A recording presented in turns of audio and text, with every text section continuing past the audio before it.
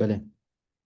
تومار جی me vekir niha dubare silav hevalên hêja hûn hemû bi xêr hatine çalakiyên Kurdîxana Akademiyê vê heftê seminera me bi mamoste Birêz Doktor Şemûz Kurt reyê. Mamoste Şemûz Kurt ew ê bi navê materyalên dijîtal û hînkirina Kurdî pêşkêşiyekê bike. Rêbeza pêşkêşiyê vê awayî piştî pêşkêşiyê heke pir sebir jî di dawiyê de wekî çetê binivîsînin em ê mamoste wê bibersivîne. Wekî din ku tiştekî hûn bibêjin tune be em dest bi pêşkêşiya xwe bikin. Mamoste dubare spas ku we daweta me neşkirin û we dem veqetan bo me. Fermo mamoste niha ez mikrofona xwe digirim. Pasxweş spasiya we dikim ji bo ku yek wek Kurdîxane Akademî ji bo Kurdî hînkirina Kurdî, belberevkirina Kurdî hûn xizmetê dikin. E, Ya duyem jî hûn xwedî vê hişyariyê ne ku piştî destpêka hin tiştan, piştî destpêka hin xebatan tişt naqede. Divê her berdewam geşedan hebe, pêşveçûn hebe, perwerde hebe, perwerdeya navxweyî hebe, ya xebatkar û em bêjin mamosteyan hebe û ew jî beşek ji wê em bêjin hewildanê ye û yekî ji mifteyên serkeftinê ne. Ez jî kêfxweş im ku gel we me, gel we komek û komeka mamosteyên bijartiyên Kurdî. Yani ez naxwazim tenê ez wekî pêşkêşkarek vê derê de bibim. Ez jî yekî ji we me, yek wekî mamosteyekî Kurdî em ê tecrübeyên xwe, zanînên xwe kêm zêde bi hevdûra kar ve bikin. Tabii slaytek min amade kiriye. Dê nizanim çend wext bigire yani derdora nîv saetekê çil deqeya ez dikarim wek pêşkêşî berdewam bikim. Dûra em dikarin birs û bersiv û nîqaş hebe. Ez dixwazim hebe yani ew jî hebe hûn ji tecrübeyên xwe, zanînên xwe, serpêhatiyên xwe mere parve bikin. Wisa baştir dibe ez dibêjim. Baş e pênc deqa borîn piştî destpêkirinê em dest pê bikin. Slaytê dibînin ne wisa? Tamam. Min xwast rengên Kurdîxaneyê bin şîn wisa derim lê hatibe. Ev dibe ekstra yani. Pek. Ji kerema xwe hevalên ku beşdar dibin hin kes tu wa bişopîne qebûla wa bike. Zûdî yek du kes wergirtin êdin hûn berdewam bikin. Niha Kurdî dedît serpêhatiyeka cuda ya Kurdî heye Tirkiyeyê we yek du semîner li ser wê jî dan taybetî semînera mamoste Reşozî dan tam jî wê serpêhatiya Kurdî nişan dide yani Tirkiye pêvajiyeke çawa ya plansazî ji bo plankirinê standardkirina Kurdî pêkhatiye ku standardkirin eger plansazî li ser sê bêjin piyam bisêkirin ser sê stûnan be yek şûyê standardkirine ya dîtir plansaziya statûyê a dîtir jî plansaziya ziman hînkirinê, ziman wergirtinê yan jî berdelavkirina ziman ku wek language acquisition yan jî acquisition e, planning tê gotin plansaziya ziman wergirtinê hemû çalakiyên hînkirina zimanekî dikevin bin wê kategoriyê yani asıl wextê em ziman hîn dikin jî em çi dikin ew wî zimanê gelek kesên dîre yên eleqedar li axêveran parve dikin wî zimanê belav dikin wî zimanê yani xebateke plansaziyê ye vê derê bêje Kurdî jî hînkirina Kurdî li Tirkiyê em bêjin digel qedexeyan digel astengiyan digel tunebûna mamoste û materyalan jî herîkê mirov dikare bêje 6 salan dîrokçeyeka wê heye yani em bêjin materyal û saziyên modern ve em ji xwe wê tecrübeya المدرسة يعني هي أمي حسبينا شيش خاطر أجر أمي بحسبينا دلو هره Sağ baş. وەک مگوت ینی ئەم چالاکیین هەموو هینکردنێژی هەموو و فێرکردن و هەم چالاکیین فێرکردنی هەمژی ئامادەکردنا ماتەریال و پرتوکێن فێرکردنی یەن هینکردنێ دikevin nav çarçoveye plankirina zimanê a ziman wergirtinê ji bo Kurdî jî herî kêm şêst salan di çavkan di saziyên modern da bi rêbazên modern bi materyalên modern em dikarin bêjin herî kêm şêst sal tecrübeyeke xwe heye helbet ev tecrübe jî nav xwe de daweş dibe çend beşan de yanî wextê ku tenê li ser pirtûkên alfabe û rêzimanê hînkirina Kurdî hatiye kirin em bêjin ji aliyê kom û şexsan ve bêyî rêxistin hatiye kirin piştî salên nodî dibin navê hin saziyan da Kurdî hatiye hînkirin û di rojame jî de em bêjin piştî wa tecrübeya qursên taybet û em bêjin komele û saziyên ji bo hînkirina Kurdî mecrayên dijîtal çawa ku li hemû cîhanê di perwerdeyê da wek şoreşekê yan jî wek em bêjin vejînekê nûkirinekê derketine Kurd jî ji vê bêpar nemane ji bo hînkirina ziman zimanê xwe derfetên dijîtal bikar înane û bikartînin jî niha li ser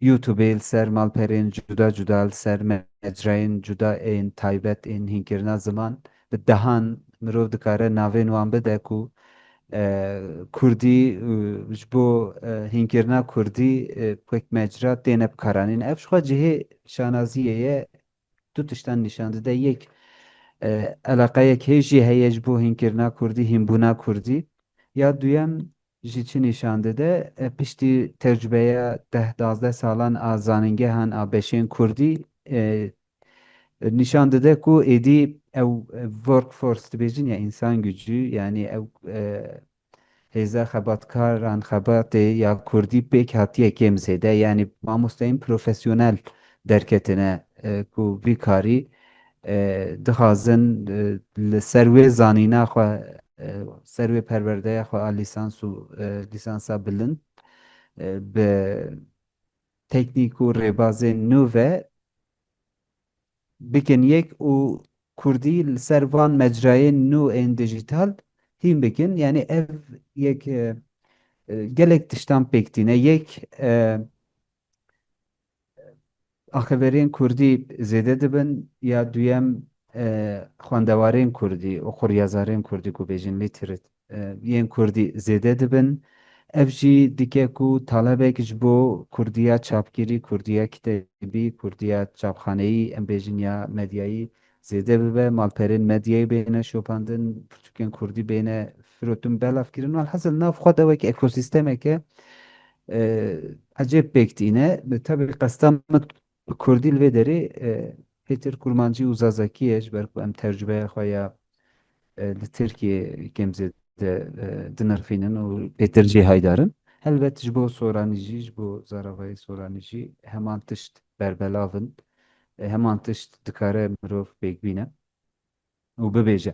Bêje ew çalakiya me ya îro jî esel vê çarçoveyê de divê em binirxînin ser materyalên dijîtal û hînkirina Kurdî gelo ev derfetên nû em ê çawa dikarin bikarbînin çawa dikarin zêdetir sûdewar be ji bo me ji bo hem mamosteyên Kurdî hem bêjin fêrxaz yanî learnerên Kurdiyê ku talebe Kurdî dikin hînbûna Kurdî dikin ji ber ku em gelek cara dibêjin di dersên xwe de ez vê dubare dikim yani gelek hêmanên hînkirinê hene mamosteye materyale mekane xwendekare eger yek ji van kêm be yan jî lawaz be hingê pêvajoyeke baş a hînkirinê pêk nayê û digel ku hînkirin ji aliyê fizîkî ve biqede jî ji aliyê em bêjin zanînê ve jî pêşveçûn tênabe mesela dibe 6 heftê 10 heftê 12 heftê qurs dîtiye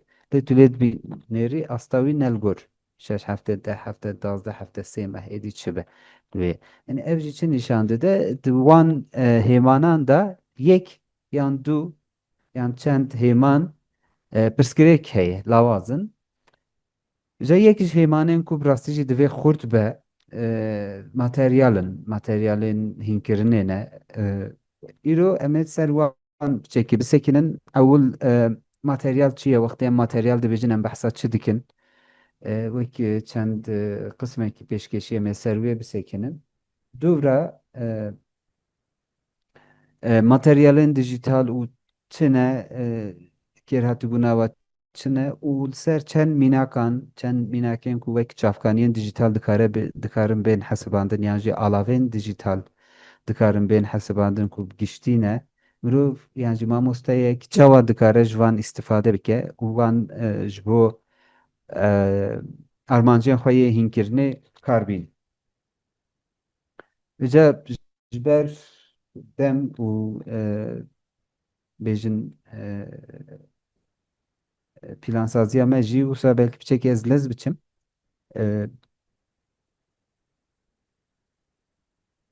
Wextê materyal têne pênasekirin ser gelek aliyên wan disekine. Yani asıl mesela gor vê pênaseya Brian Tomlinson her tişt dikare wekî materyaleka hînkirinê bête bikaranîn.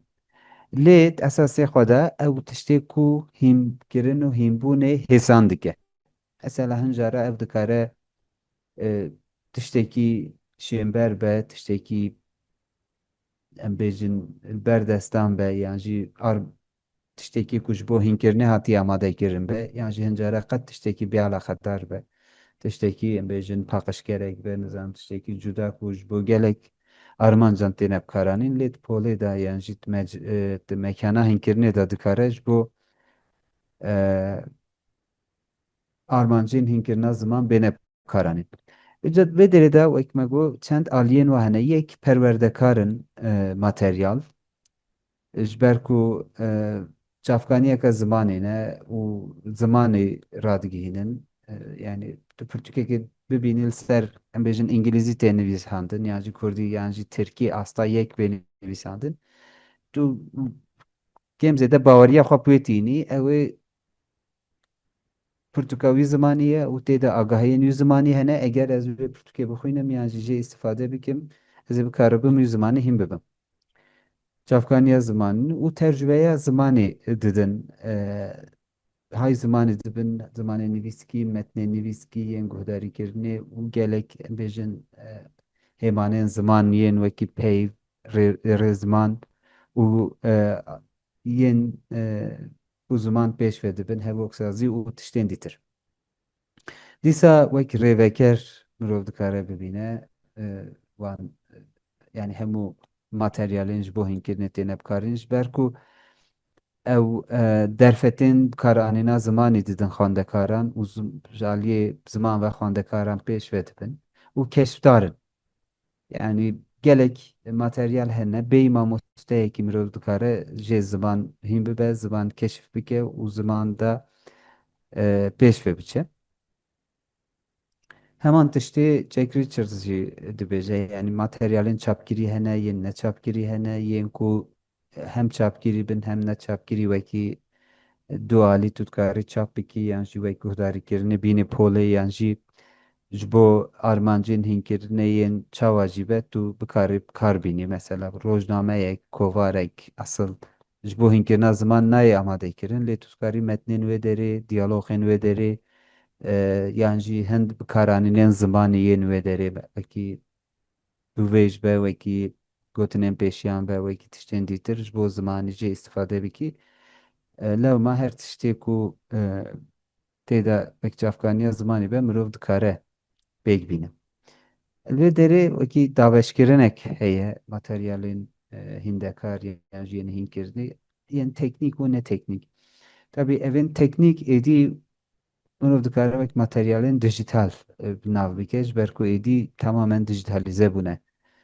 Eglebên wan mesela tiştê ku televizyonê berê didît, CD û filîman didît yan jî hoperlorê didît yan jî ew laboratuvara zamanı dedik yani teybu, radyo, sinevizyonu, projeksiyonu falan hemu jî êdî buna ekranê kompüterê yani jî hemû zoom eda hatine cihkirin newsa. Wek zoom wek çavkaniyeke materyaleke hînkirînê mirov dikare bi derê bibîne. Lê yên ne teknîkî ku em asıl îro piçekê wê em ê ser wan bisekin. Yani yên ku ne teknîkî bin em ê çawa dijitalize bikin û wan bi rêya çavkaniyên dijital yan jî yên teknîk ragihînin xwendekarên xwe re yan jî wek materyalek kar bînin. Kartên wêneyî, grafîkên dîwarî ve em bêjin yên xaçe pirs ve materyalên kopîkirî ve kukla ve û tiştên gelek yên cudatir û ew jî êdî hatine piraniya ve hatiye dijitalize kirin em ê çawa wa bînin bahev û ji bo armancên hînkirina ziman kar bîn.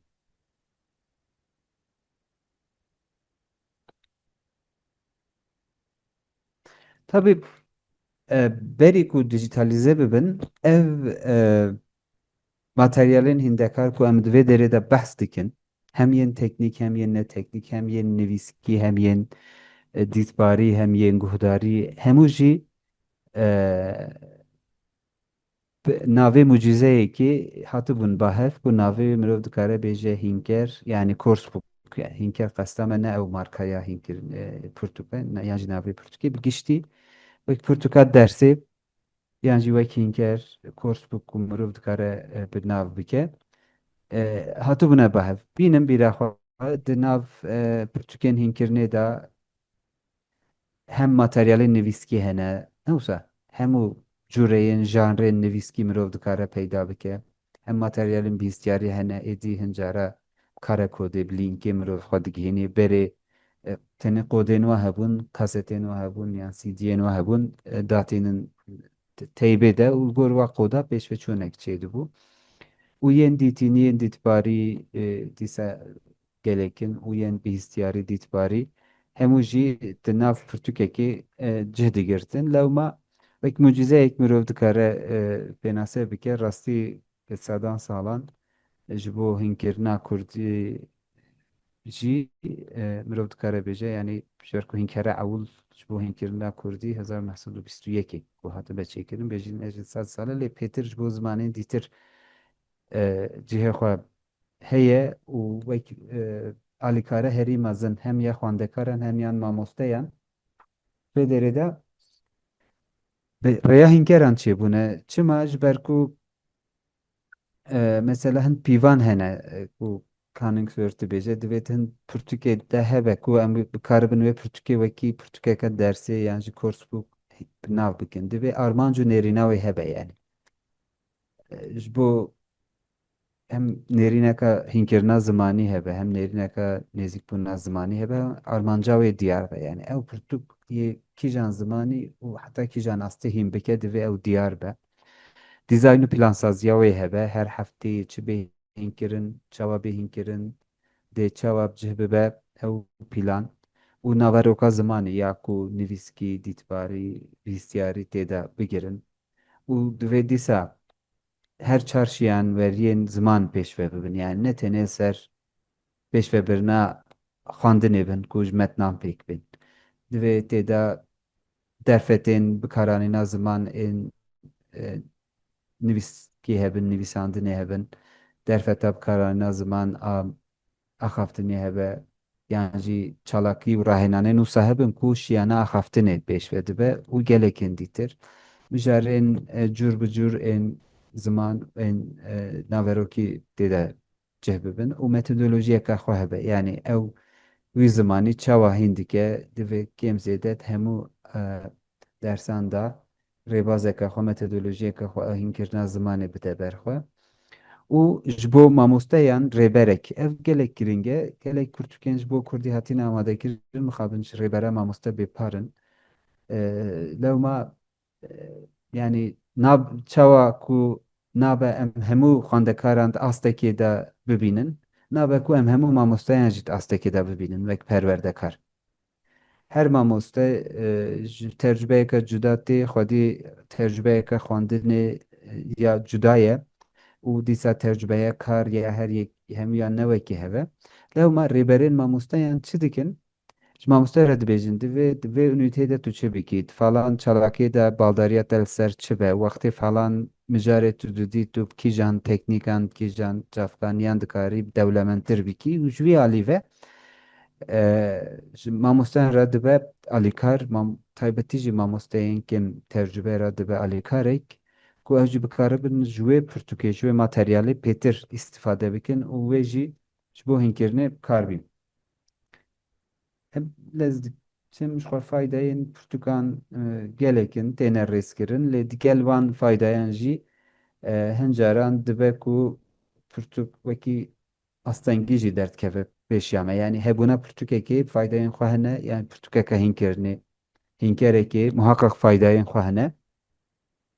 Lê wekî hemû alavan wekî hemû amûran eger xelet bêbkaranîn, xirab bêbkaranîn yan jî baş nehatibe amadekirin dikare xwediyê xwe jî vegere û zirarê bide hem mamosteyan hem jî xwendekaran.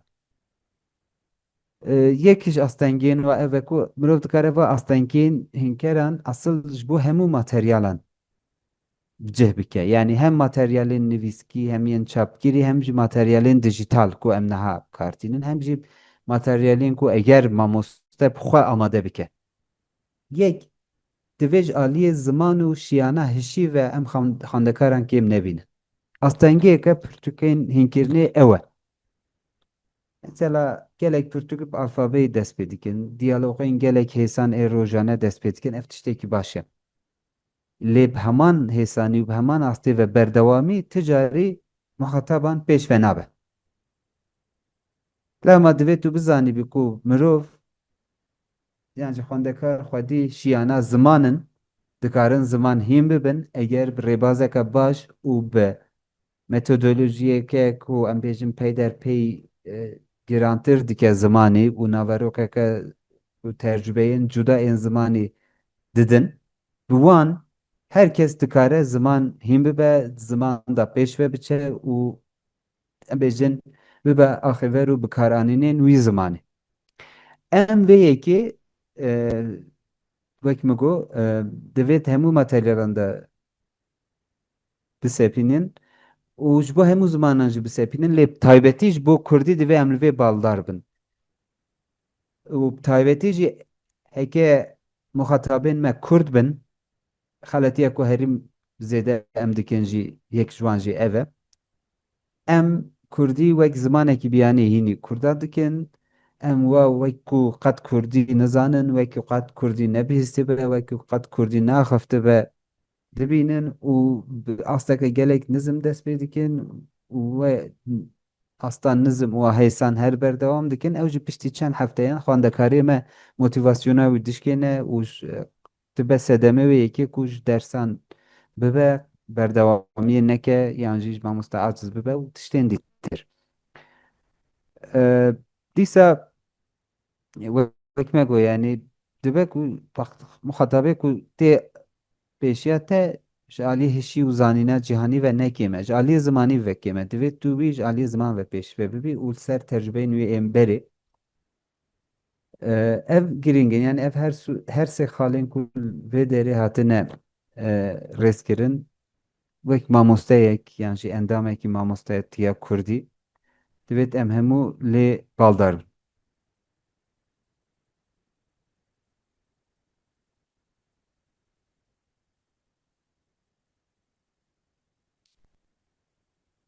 Baş e em devam dikin.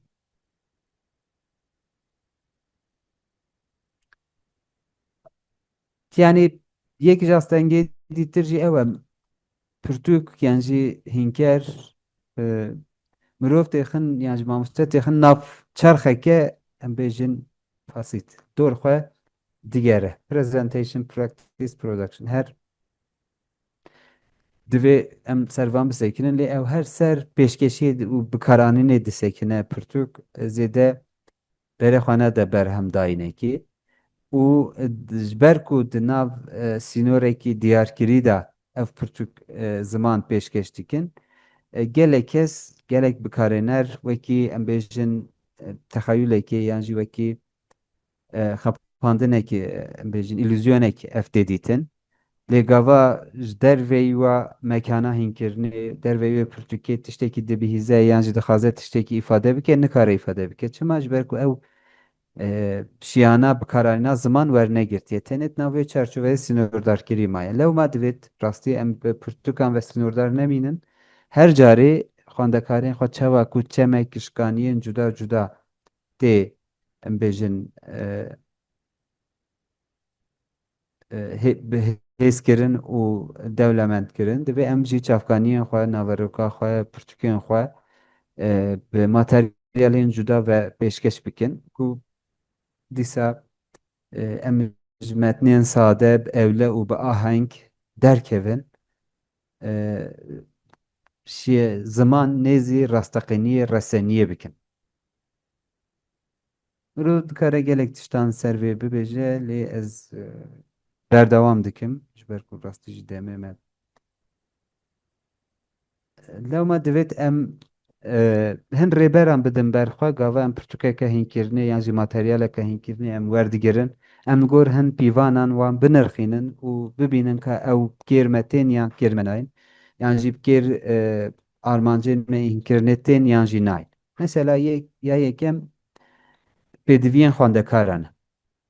Xwendekarek em bêjin divê em xwendekarê xwe baş nas bikin û li gor wî pirtûkekê hilbijêrin yan jî pirtûkeke heyî li gor wan adapte bikin hin tiştan jê derxin hin tiştan ser zêde bikin. Bi wî şeklî em dikarin materyalên xwe û pêdiviyên xwendekaran bikin yek û bigihin hînkirineka serkeftîtir. Dîsa rêvera duyem de bikaranîna zimanî yan ji aliyê dewlemendkirinê ve bikaranîna zimanî em divê wê pirtûkê hilbijêrin ji bo hînkirinê ya xwe derfetên zêdeyên bikaranîna ziman dide xwendekaran. Rêbera sêyem dîsa wek modelek dikare derkeve pêş û ya sê çarem jî piştevaniya hînbûnê hem ji aliyê naverokî ve hem ji aliyê rêbazî ve ew wekî hem çavkaniyek be hem navgînek be ji bo gihandina xwendekaran û pêşvebirina xwendekaran. Niha Mamoste Yusuf tu li wir bê em ê derbasî vê bibin. بله مامۆستا. Tu dixwazî em çawa bikin min got belkî eva we profesyonel be dibêje dem yê مامۆستا çawa qetiya lînka nûzê erê bavêjim bêje ji مامۆستا. bo wê em hema navberek bidin بله çend deqe مامۆستا. tu lînka nû Tamam. bişîne Tamam. der wê em devam kirin. Tamam. Şeş heft dakika yine Yani iyi مامۆستا. tu xwazî erê lînka nû li ser vê derê bişîne li heval kopî bikin baxwe li ser komê jî parve bikin. بله Evê مامۆستا. niha xwe gihandinê çawa bikaribin karbîn. heman şekliye me parve bikin komek me hey mamoste. Komek me ya Tamam mamoste baş. Kurdistane hey. Baş min got Un belkî ev ji bo şeş yê heft dervê. dakikana un ev şeş heft dakikana jî dixwaze devam bikin mamoste. Linkanu hemen bavêjin ji bo pirsû bersiva mamoste. Baş e lê yani ez fikirim ku belkî hefteyê deqeyan zêdetir be ji ber wê dibêjin. Erê link Em bi lînkan nû dest pê bikin. tamam mamoste. Zê Tamam. bigirim linkanu bavêjin me tamam Erê mamoste. zehmet nebe ji bo min jî pavêjin. Em niha ama dikarin çend deqeyan bêhna xwe vedin û lînkan nû dest pê bikin. Tamam mamoste. Bila mamoste. Spas mamoste. Bas bas yani ev kısmı evvel peşkeşi bu ser materyal bu gişti ve min xast wêneyekî ki gişti peşkeş bikim em ê Bila niha ser mamoste. ev materyalên xwe dijital em ê wan birin. Tamam mamoste. Sê dakika din zê linkanu sê çar dakika din wekî benvedan zê linkanu bavêjim Erê ku. peki ben vedanî Tamam. tukar. Spas dikim mamoste. Bas û ser. beşdar. Aziz. Tamam mamoste.